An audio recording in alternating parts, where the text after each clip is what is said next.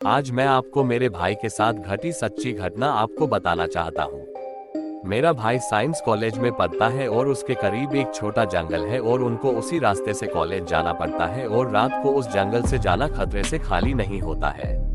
कुछ दिनों पहले मेरा भाई दोस्तों के साथ बातें कर रहा था और बातें करते करते रात हो गई और जब उसने समय देखा तो रात के 9:45 हो गए थे।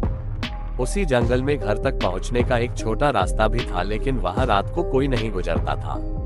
लेकिन मेरे भाई के दोस्तों ने उसी रास्ते से जाने का सोचा ताकि जल्दी घर पहुंच जाए।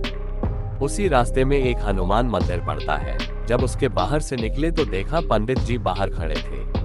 पंडित जी ने मेरे भाई और उसके दोस्तों को रोका और बोला, बेटा तुम घर जा रहे हो तो मुझे भी साथ ले चलो, मैं भी काफी लेट हो गया हूँ और रास्ते में अकेले में काफी डर लगता है।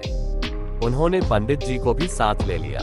वो कुछ कदम चले ही थे कि अचानक उनको पीछे से एक सफेद रोशनी दिखाई दी और वो रोशनी एक बरगद के पेड़ के नीचे से आ रही थी। मेरे भाई ने पीछे मुड़कर उस रोशनी की तरफ जाना शुरू किया तो उनको एकदम सफेद आदमी दिखाई दिया और उसकी आंखें भी सफेद ही थी। मेरा भाई बुरी तरह डर गया और भागकर दोस्तों के पास आया और उनको उस आदमी के बारे में बताया। मेरे भाई के दोस्त भी उसको अब देख पा रहे थे और वो जोर जोर से चिल्ला रहे थे, कौन है तू, कौन है तू। तभी पुजारी जी ने हमें चुप रहने को कहा। अब वो समझ चुके थे कि वो के बुरी आत्मा है। उनको पुजारी जी ने चलते रहने को कहा। वो आत्मा उनकी तरफ देख रही थी लेकिन पास नहीं आई। थोड़ी देर चलते रहने के बाद उन्होंने पीछे देखा तो पीछे कोई नहीं था। अब सभी लोगों की सांस में सांस आई। मेरे भाई के दोस्तों ने पुजारी से कई बार उस भूत के बारे में पूछा लेकिन पुजारी कुछ नहीं बोले। वो सभी जंगल से बाहर आ चुके थे और पुजारी जी ने कहा, ठीक है अब मैं घर जाता हूँ। वो आगे चल रहे थे। उन्होंने फिर पुजारी जी को बतलाने के लिए पीछे मुड़े तो देखा कि पुजारी जी गायब हो गए। वो एक बार फिर घबरा गए। वो माजरे को समझने के लिए पुजारी जी के घर गए तो पुजारी जी खाना खा रहे थे।